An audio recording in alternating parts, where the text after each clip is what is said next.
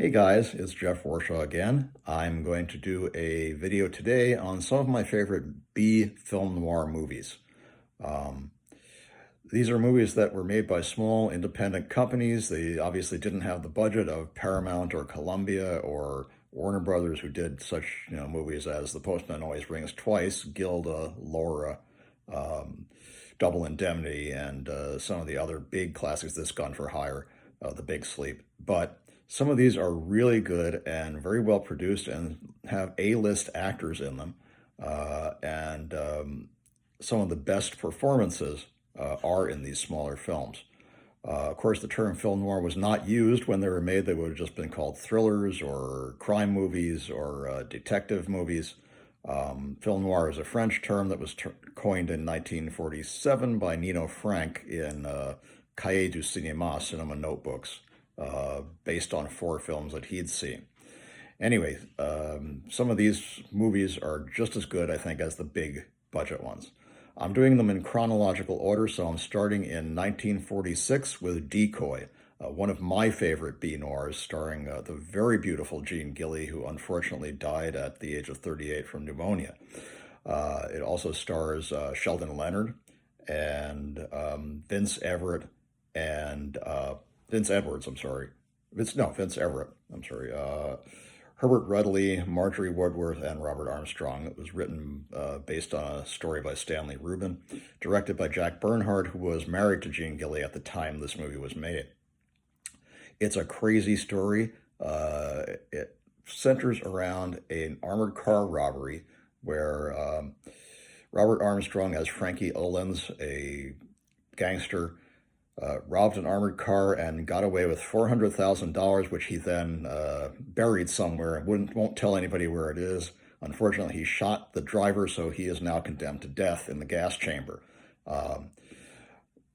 The central character of this movie is Jean Gilly's Margot Shelby. She wants that money more than anything, and she's trying to plot a way to get Frankie to reveal it to her where he's buried it.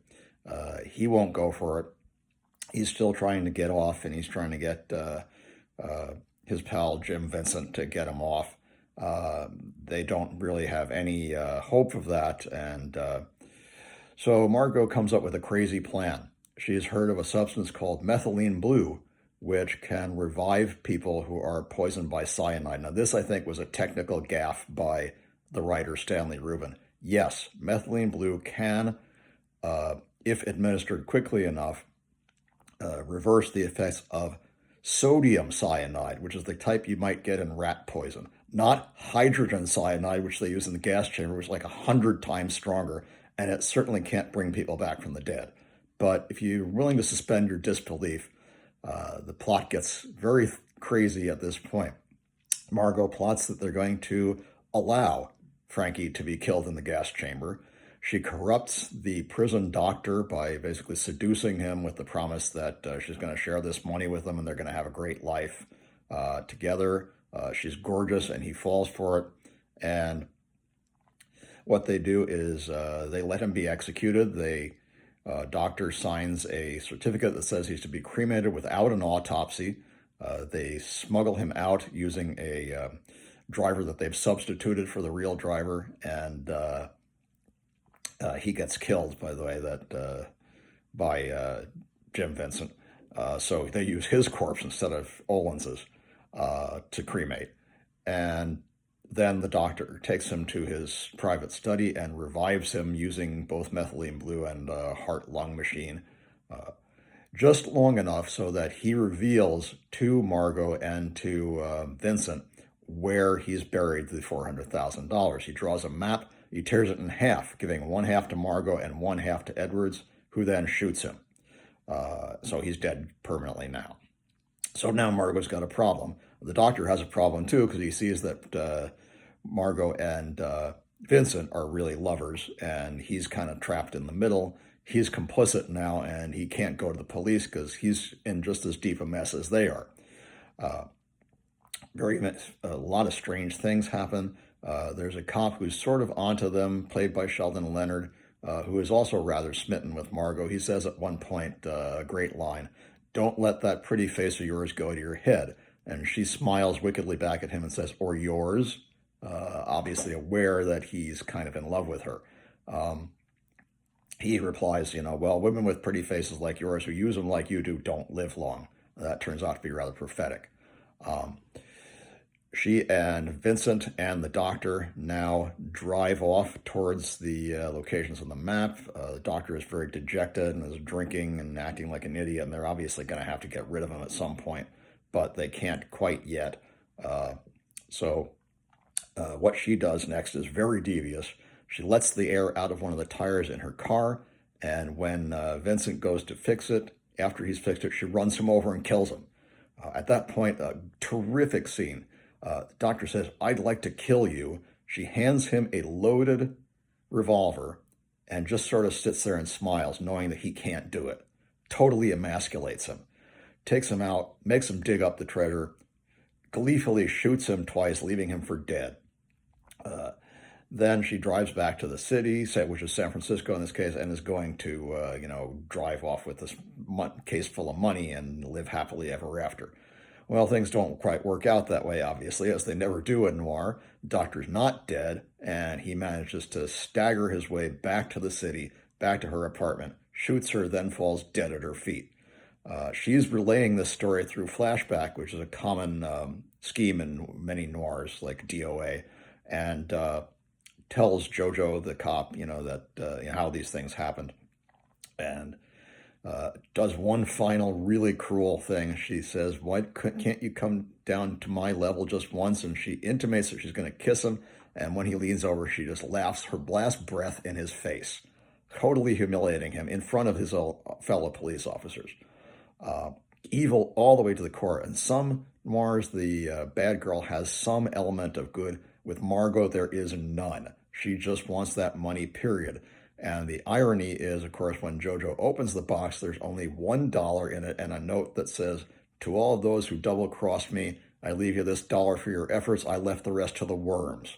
So nobody got the money. And, it's just a really great, terrifically well-directed, well-lit, well-written film noir. I highly recommend it.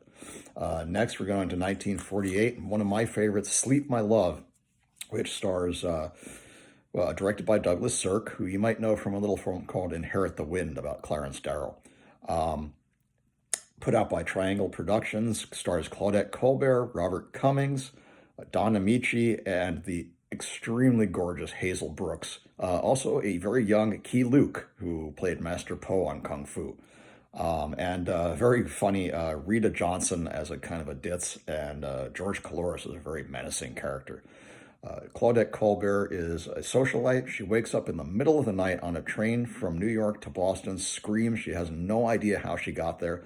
Last thing she remembers, she was in bed. And a nice, kind, elderly woman helps her out. She arrives in Boston and calls her husband and lets her know where she is, and she's going to take a plane flight back. Runs into her somewhat ditzy friend Barbie, played by Rita Johnson, who introduces her to Bob Cummings and says, oh, he's going to New York too, he'll fly with you.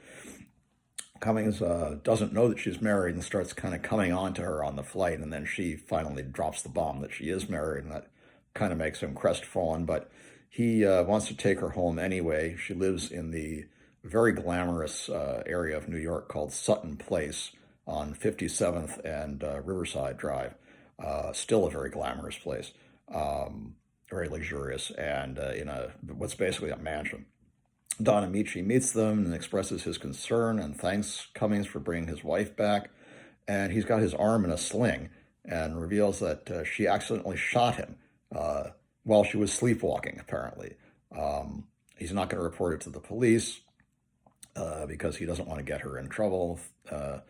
Cummings leaves, but he gets the feeling something's wrong. There's something a little weird about the way that Don Amici is acting, and he doesn't like it. But he sort of disappears, and then the husband Don Amici convinces Claudette Colbert that she needs to see a psychiatrist about these sleepwalking incidents. She doesn't want to do it, but she finally agrees. She doesn't think there's anything wrong. She doesn't know what's going on, but she agrees, and George Coulouris comes over and pretends to be a psychiatrist and starts acting very menacingly and frightens the heck out of her. And then, she screams and, He runs away, and during this period, she calls her husband at the office and says, you got to come back. And the secretary says, your husband's not here. She says, but I just talked to him on the phone. She says, well, he hasn't been here for an hour. He's out at lunch. He comes back, convinces her that the person that she saw was not the doctor that he recommended, and actually brings the actual doctor over. And he says, I've never met you. And she doesn't understand. It's not the same person that she saw. Insists that she saw this strange guy with little horn-rimmed glasses, which was George Coulouris. Then a series of events occur. She faints on the stairs, and her friend, just as her friend Barbie from Boston is coming to see her, Rita Johnson gives a great performance. At one point, she calls a doctor, and she says, they say, what kind of doctor do you want? The operator asks her that, and she tells the operator, well, I don't know, you live here, I don't. I thought that was really funny. It sounds just like a line that someone would say, not a line that was written. Very good performance, even though it's minor. Then Bob Cummings is supposedly in town for the wedding of a friend of his quote-unquote brother, which is Key Luke. He invites Claudette Colbert and Don Amici are supposed to go to a party, and Don Amici doesn't want to go, Claudette Colbert doesn't want to go because the people are boring, and Don Amici can't go because he claims he's got a business meeting. That's not really the truth, but instead, Bob Cummings just happens to come along, and he invites Claudette Colbert to go to this wedding with him, which she does, and he gets drunk and has a great time. And we come back, and he helps her back inside, and they have a little bit of a romance sort of flaring there. Meanwhile, we find out Don Amici is meeting with the very gorgeous Hazel Brooks, who is the photographer's model of a guy named Charles Varney, who is actually George Coulouris.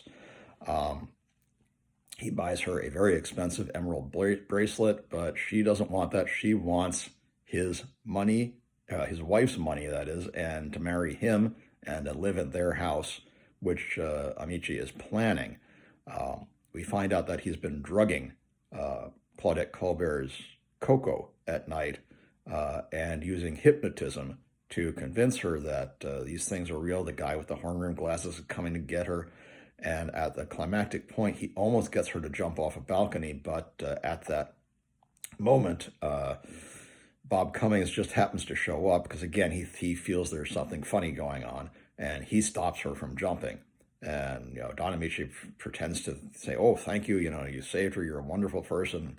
He's acting like this wounded husband. Meanwhile, he's really plotting to get rid of her and marry Hazel Brooks, which, if you've seen Hazel Brooks, that's not a surprise. She is absolutely stunning.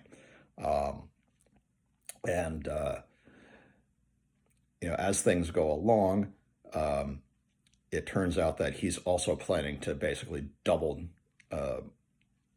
deal Charles Varney, and he's going to stab him in the back and basically make his wife shoot him when he comes to demand from Don Amici that he wants his cut of the money for participating in this plot to get Claudette Colbert to kill herself.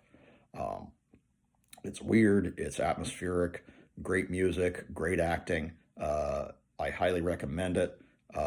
And unfortunately, it's one of the few films Hazel Brooks made before she retired. I think there were really only 4 or 5 that she has a credit in. She was uncredited in a number of movies. Very famous model at the time and pinup girl, and that's very clear to see why. The next movie on my list is from 1949, and it's Too Late for Tears, directed by Byron Haskin, who you may know from a little film called War of the Worlds. Also directed my favorite Outer Limits episode, Harlan Ellison's brilliant Demon with a Glass Hand. Stars the ever wonderful Elizabeth Scott, Dan Duryea, Don DeFore, Christine Miller, and it's really a good movie. It's about Jane Palmer, who is a sort of put-upon housewife who doesn't feel that she and her husband can, quote-unquote, keep up with the Joneses. They're driving to a party one night, and she doesn't want to go, and she makes them turn around right in the middle of the Pacific Coast Highway and somebody drives past them, flashes his lights, and throws a bag of money into the back of their car. Now, Jane wants to keep it. Husband, Alan, does not want to keep it and insists on checking it into a locker at Union Station, and he squirrels away the key in a tear in his coat. And from that point, she's determined that she's going to get the money. She goes out and spends a little bit of it on, some mink coats and things. And shortly after that, Dan Duryea shows up as a rather tough private detective. He was the one who was supposed to get the money. It's a payoff from a corrupt insurance broker. And he threatens her, you better get it for me. And he slaps her and, tries to act really tough. Turns out he's not half as tough as she is. But what she does, she comes up with a plot. She and her husband are going to go to Toluca Lake and rent a boat and have a little romantic, quiet evening. Meanwhile, Duryea will intercept them and demand the money. Well, what happens is she gets into a quarrel with her husband while they're out on the lake about the boat, shoots him with his own service .45, and shoves him into the lake.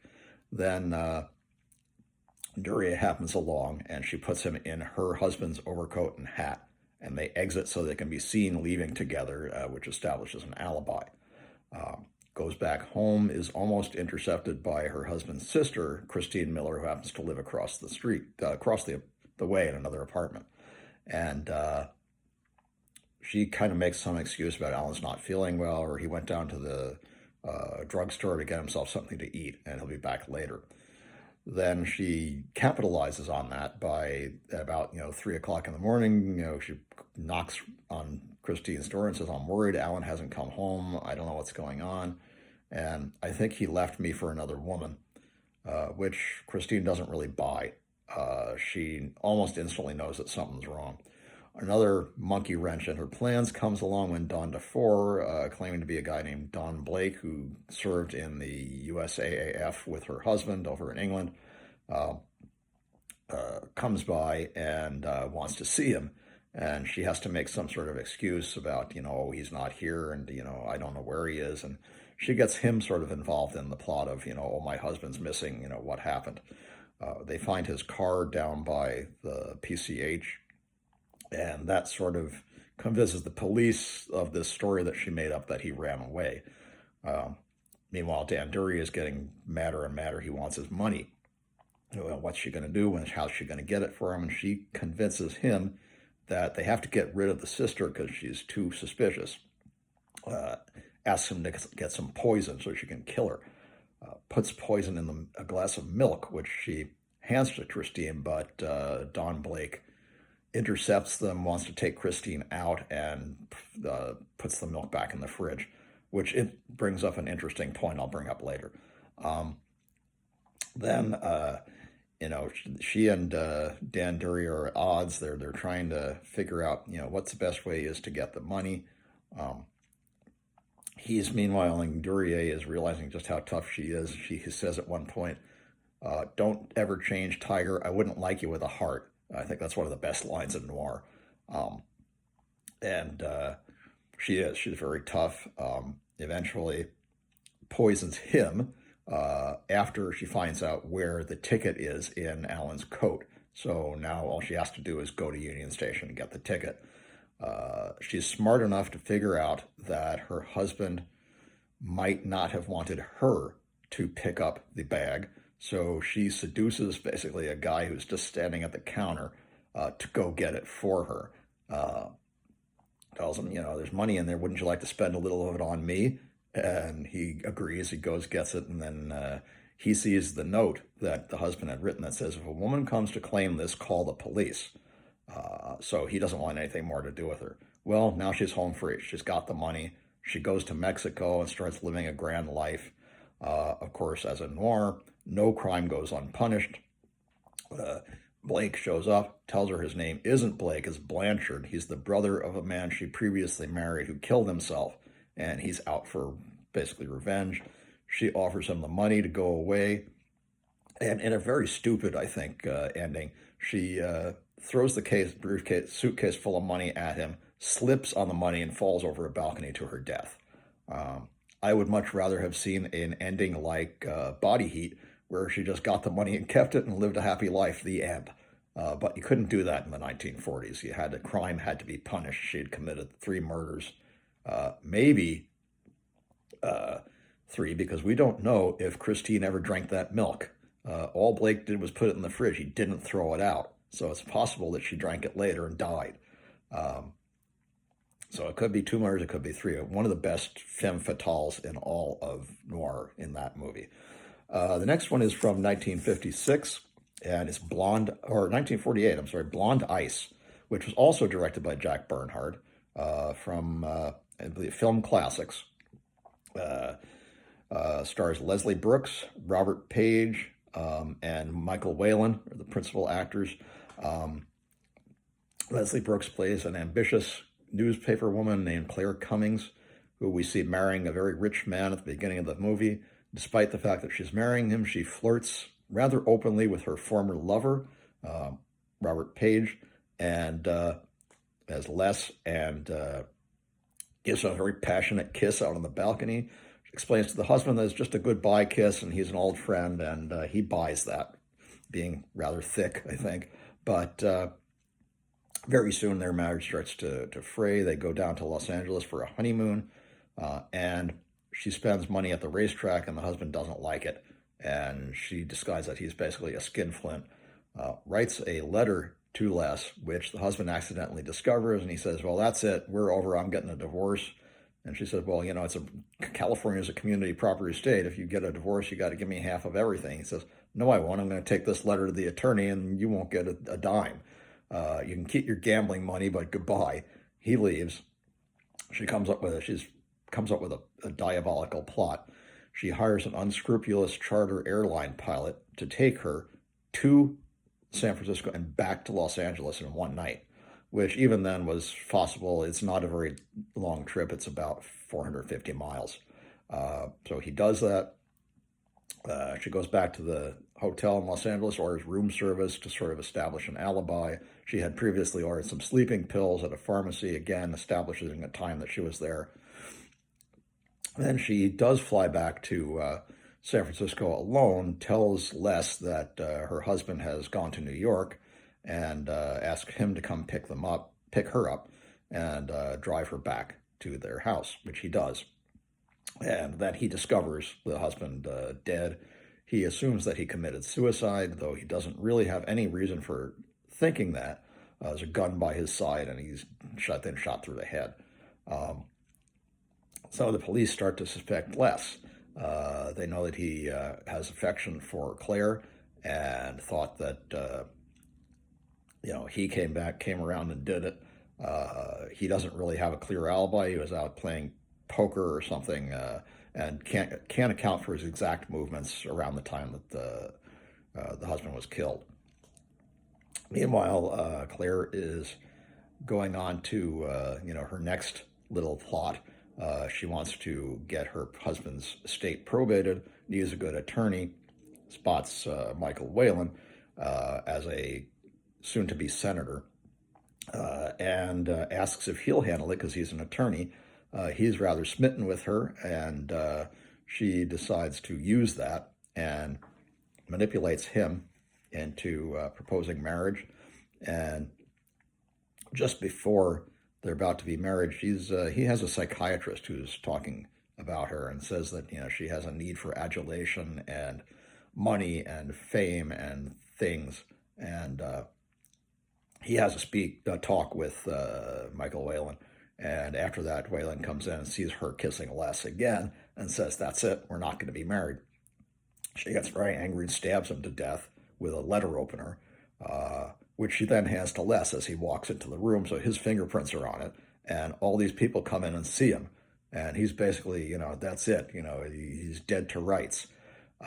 So she's basically killed 2 birds with 1 stone. She got rid of the guy who wasn't going to marry her, and she's effectively gotten rid of Les, because now he's going to go to jail for murder.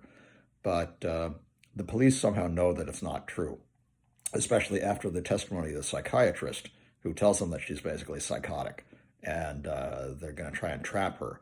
So the psychiatrist comes in to her office where she's working at the newspaper and starts, accusing her of the murders.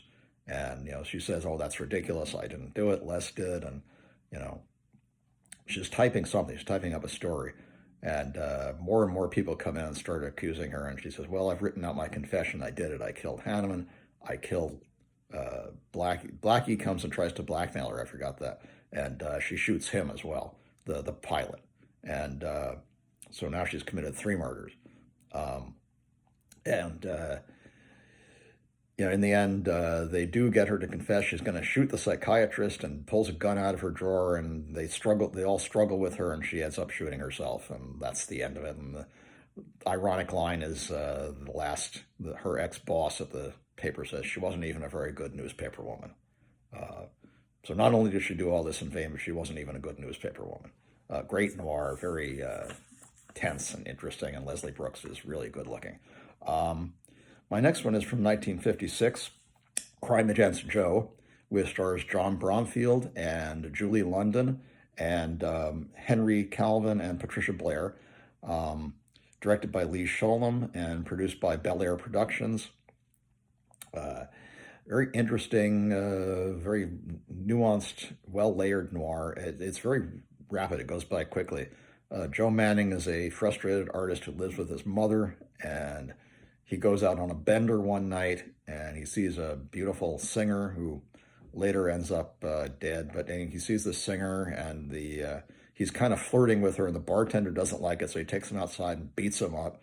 A friend of his is going to drive him home, but he said, oh, no, leave me alone, I'm fine. Stumbles around, and he finds a woman who's sleepwalking out on the street. That's Patricia Blair, and he escorts her home. Her father is thankful, but he quickly dismisses him and kind of shoves him out the door. Next, he goes back to where he left his car at a diner where Julie London works. She's a car hop called Slacks, and she says, you need to go home, and he calls his old friend Red Waller, who's a cab driver, to come get him and drive him home, and he does. Next morning, he finds out there's been a murder, and the murdered girl is the singer from the nightclub where who he was flirting with. And his high school pin is found near her body, or a high school pin that's like his. He doesn't know exactly where his is anymore because it's been 10 years since he graduated. But that's a key point, is where's this, who has these pins, and, whose pin is it? He starts doing a little detective work. Cops bring him in. They suspect him because he doesn't have an alibi because he was drunk. He says, well, I was, at this place where this woman was sleepwalking, and, she'll testify for me, and her father will. But the father doesn't. He doesn't testify for her. He says, I've never seen this guy in my life. Daughter doesn't remember because she was sleepwalking. A couple other people who saw him that night say they didn't see him either. So he's thrown into jail. His mother tries to get an attorney, but seems nobody's really interested in the case. They basically are convinced that he did it. And then Slacks, Julie London, gives him a fake alibi, says he was with her, and that she saw somebody else drive off with the singer from the club, and it wasn't him. The cops pretty much know that that's a lie, and they continue to hound Joe and follow him around. Eventually, he decides, I'm going to have to do this detective work myself. He goes through his high school yearbook and eliminates people who are out of town, people who died in the war, people who are crippled or no longer have any interest in the town, moved away. It comes down to 4 suspects, but each of them seems to have an alibi too. One of them is a little maniacal and tries to run over Julie London, but we don't really know why. We're never really told. And that's kind of a loose end that I think is just some bad writing. But what is good writing, the tense thing, is there's going to be a high school reunion, and Julie London tells him, don't come, it'll just make him look more suspicious. But he does show up because he wants to find out, who did it, whose pin was it, what happened, who really killed this girl. Finds out that, kind of in a backhand manner, while he's looking through people's files, and there's nothing bad on any of the 4 that he suspected, that his friend Red, the cab driver, also went to that high school, but he never graduated, so he doesn't have a pin. But he was kicked out not for the reason that was listed, but because he got into some sort of trouble with a girl uh, over violence. And then, somewhat too late, Red shows up with a gun, and he's going to kill Joe because he found out the secret. Julie London escapes, and Joe is leading him through this chase around a swimming pool, throws him into the swimming pool. Red can't swim. Meanwhile, he confessed to everything, and the cops heard him. So now he's had it. He's washed up. Um, Very good noir, very interesting, very well acted, very well written. Again, small, from a small company, but well worth watching. The last one on my list also stars John Bromfield. It's called Hot Cars from 1956. It's just directed by Don McDougall, come from Bel Air Productions. Also stars the extremely gorgeous Joy Lansing and Ralph Clanton as a very menacing guy. John Bromfield is a car salesman who's not doing very well. He has a sick kid and has to have a good job. He fails to sell a car to Joy Lansing and is fired. And then Ralph Clanton, as a rival car dealer, offers him a position. He doesn't realize at the time that what Clanton is doing is he's running a hot car dealership. He has this whole crew who takes stolen cars and files the engine numbers off and repaints them and all that. And he doesn't really find out until a cop comes around and starts investigating. The cop wants to buy one of the cars on the lot, but they're encouraging him not to because, again, if he buys it, he'll find out it's stolen. A lot of circumstances are, it's made to, the cop is killed and it's made to look like he did it. And so now the police are after him, and the bad guys are after him. They chase him down to to Funland in Santa Monica, and there's a climactic chase takes place on a roller coaster. Joy Lansing refuses to give him an alibi, even though she was with him on the day that the murder occurred. And they end up at a place called Joe's on the Beach, which I think is still there. Jack's at the Beach, which I think is still there. Funland isn't; they tore it down. But a very climactic chase with him and the bad guy on a roller coaster shooting at each other, and eventually he shoots the bad guy and he falls off the roller coaster to his death, and he's exonerated. Really good, very well directed, very well written, very well lit and edited. Joy Lansing does a great job as a sort of ultimate femme fatale. If you don't know who she is, at the beginning of the cult sci-fi movie Queen of Outer Space, she is the girlfriend of one of the astronauts who's waving him goodbye, a big, tall, gorgeous redhead. In this movie, she played a blonde, and I like John Bromfield's wife asks, "What did she look like, or how was she built?" He said, "Like a hardtop convertible." I like that description. Perfect description. Anyway, I hope you like some of those noirs. If you're interested in where I found out about them, read a book called Death on the Cheap by Arthur Lyons. You can get that at Amazon. It's all about B Noirs, and it's very informative, short book, but really good. Okay, have a nice day. Bye.